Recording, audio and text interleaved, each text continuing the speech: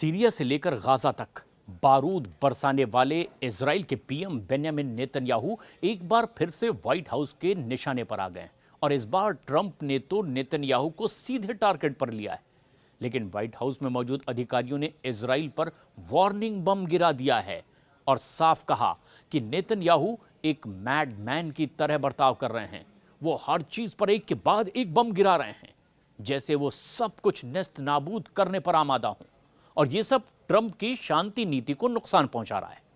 White house ने ये भी कुछ खास बयान दिया, जिसमें उन्होंने कहा है कि ये बर्ताव दरअसल दुनिया के लिए भी खतरनाक है। लेकिन ये बयान तब सामने आया है जब इजरायली सेना ने सीरिया के स्वेदा में बमबारी की है।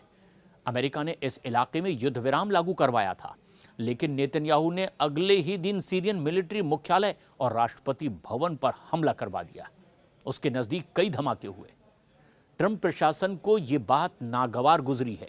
एक तरफ तो ट्रंप पीस बिल्डिंग इनिशिएटिव का अभियान चला रहे हैं, वहीं दूसरी तरफ उनके करीबी माने जाने वाले नेतन्याहू एक के बाद एक हमले कर रहे हैं, बम बरसा रहे हैं। ट्रंप खुद चुप हैं, लेकिन उनके अधिकारियों ने नेतन्याहू के खिलाफ अब मोर्चा खोल दिया है। वो उन्हें बेकाबू बता रहे हैं और नेतन्याहू की तुलना उस बच्चे से कर रहे हैं जो डांट के बाद भी सुधरता नहीं है, एक जिद्दी बच्चा। नेतन्याहू को लेकर व्हाइट हाउस से जो बयान सामने आ रहे हैं, उसके पीछे एक बड़ी जमीन भी तैयार हुई है। और बीते एक हफ्ते में इजराइल की तरफ से सीरिया पर हमले एक साथ बढ़ाए। गाजा की इकलौती कैथोलिक चर्च पर इजरायली टैंकों के शेल गिरे हैं और इसमें 3 बेगुनाह नागरिकों की मौत की खबर आई। और ट्रंप ने इस घटना के तुरंत बाद नेतन्याहू को फोन कर दिया और उन पर जबरदस्त गुस्से का इजहार भी किया। और इसके बाद नेतन्याहू की तरफ से भी इस घटना को लेकर अपना दुख जाहिर किया गया। उधर व्हाइट हाउस की प्रेस सचिव कैरोलिन लेविट ने जानकारी दी, कहा कि ट्रंप और नेतन्याहू के बीच में जो भी बात हुई वो बेहद नेगेटिव थी। यानी कि नेतन्याहू के खिलाफ गुस्से की कई वजह थी और ये वजह जैसे जैसे बड़ी होती गई, नेतन्याहू के खिलाफ व्हाइट हाउस से गुस्से की लहर उठने लगी। इजराइल का दावा है कि उसने सीरिया में ड्रूज समुदाय की रक्षा के लिए सैन्य कार्रवाई की है, लेकिन व्हाइट हाउस के सूत्र कहते हैं कि घरेलू राजनीति थी। नेतन्याहू की सरकार पर इजरायली ड्रूज समुदाय का भारी दबाव था, जो कि इजरायली सेना में सेवा करते हैं। स्वेदा में सीरियन सेना और बोदोइन मिलिशिया के द्वारा ड्रूज समुदाय पर हमले की खबरें आई। महिलाओं की हत्या कर दी गई, घरों में लूटपाट की गई, धार्मिक गुरुओं की बेइज्जती की भी खबरें आई। और पिछले एक हफ्ते में सीरिया में अब तक 1000 से ज्यादा लोग मारे जा चुके हैं। इनमें 336 ड्रूज लड़ाके, 298 आम ड्रूज नागरिक, 342 सीरियाई सैनिक और 21 बेदुइन लड़ाके भी शामिल हैं। और इन्हीं हमलों का हवाला देते हुए इजराइल की तरफ से सीरिया पर 250 से भी ज्यादा हमले कर दिए गए। लेकिन अमेरिका को लगता यह है कि इजराइल को तय नहीं करना चाहिए कि सीरियन सरकार अपने नागरिकों को कैसे शासन करे। और यही वजह है कि ट्रंप के सलाहकार मानते हैं कि नेतन्याहू अपनी राजनीति के लिए अमेरिका की रणनीति को दांव पर लगा रहे हैं। और बीते मंगलवार को ही इजरायली हवाई जहाजों ने सीरियन टैंकों को स्वेदा में घुसते हुए ही निशाना बना लिया। कुछ घंटों के बाद ही बुधवार को हमला हुआ और सीरिया के राष्ट्रपति भवन के पास यह पहली बार नहीं है जब इस तरह से इजराइल के पीएम बेंयामिन नेतन्याहू ट्रंप के धैर्य की परीक्षा ले रहे हों। ईरान के खिलाफ हवाई हमलों में भी नेतन्याहू ने बगैर अमेरिका की जानकारी के ये कार्रवाई की थी और फिर बाद में ट्रंप को साथ देने के लिए मजबूर भी कर दिया। गाजा में महीनों से हो रही कार्रवाई के बावजूद ट्रंप ने सार्वजनिक विरोध नहीं किया, लेकिन अब लगता यह है कि ट्रंप के सलाहकार उनकी आंखें खोल रहे हैं और सीरिया में बम गिराना उस देश में अमेरिकी निवेश और शांति की संभावनाओं को पूरी तरह से मटियामेट कर रहा है। व्हाइट हाउस का मानना यह है कि अगर इजराइल ऐसे ही चलता रहा तो फिर वो हारेगा और ड्रूज भी। और फिर सऊदी अरब और तुर्की दोनों ने व्हाइट हाउस को औपचारिक रूप से विरोध पत्र भी भेज दिया है। अब ऐसे में सवाल सिर्फ नेतन्याहू की छवि का नहीं है, अमेरिका इजराइल के रिश्तों की स्थिरता का भी है। इजरायली अधिकारियों को हैरानी इस बात की है कि अमेरिका इतनी सख्त प्रतिक्रिया आखिर दे क्यों रहा है।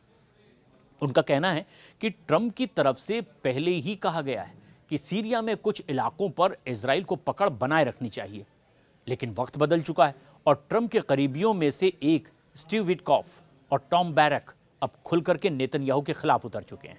यहां तक कि अमेरिकी जो एवेंजेलिकल नेता हैं माइक हकामी, वो भी नेतन्याहू के भ्रष्टाचार ट्रायल में साथ खड़े दिखाई दिए।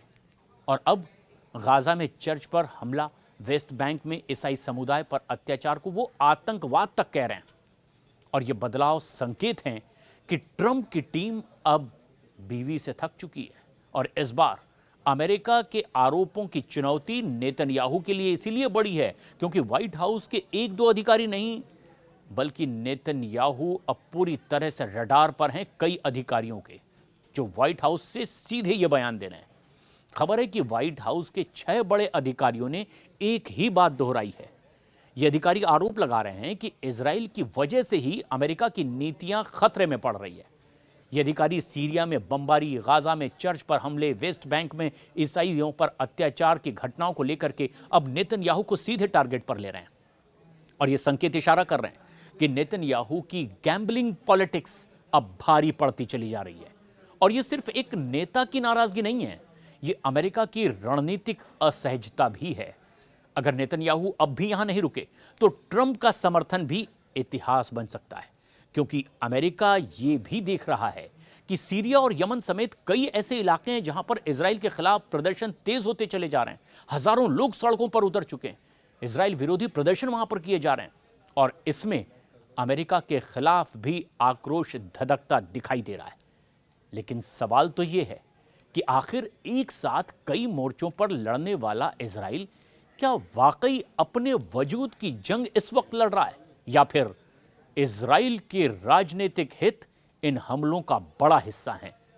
लेकिन वजह जो भी हो, इस बार व्हाइट हाउस से बाहर आने वाले रिएक्शन इजराइल के पीएम बेंजामिन नेतन्याहू के लिए किसी भी एंगल से शुभ संकेत नहीं है, क्योंकि पहले ट्रंप की तरफ से इजरायली हमलों को लेकर नाराजगी जाहिर हुई और अब ट्रंप के करीबी नेतन्याहू को आंख दिखा रहे हैं, सीधे सीधे बयान दे रहे हैं और मैड मैन जैसे शब्दों का इस्तेमाल नेतन्याहू के लिए हो रहा है।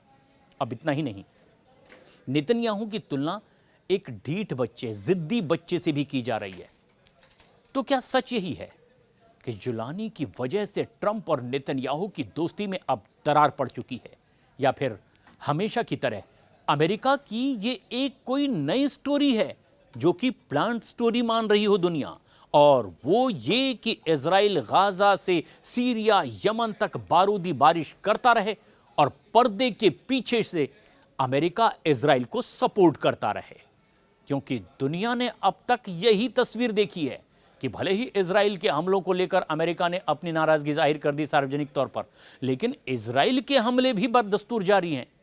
तो ये सब कुछ और ही कहानी बयां कर रहे हैं कि जंग में अक्सर जो दिखता है वो होता नहीं और जो होता है वो दिखाई नहीं देता।